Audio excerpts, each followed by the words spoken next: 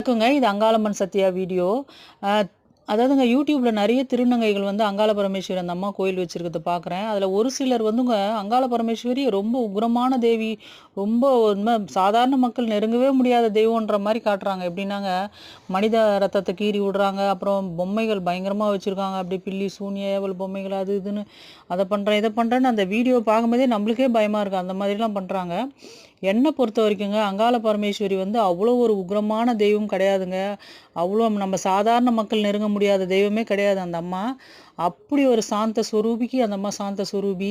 5 வயசு குழந்தைக்கு கூட அந்த அம்மா உருவத்த போட்டு அலங்காரம் பண்ணி வரும்போது, அந்த அம்மா அப்படியே தெய்வம் பார்க்க அந்த பொம்மை மாதிரி இருக்கும் அந்த தெய்வம். அப்படியே ரெட் கலர் முகத்தில அடிச்சு 5 வயசு குழந்தைக்கு அந்த அலங்காரத்த பார்க்கும்போதே அம்மா அவ்வளோ அழகா வரும்.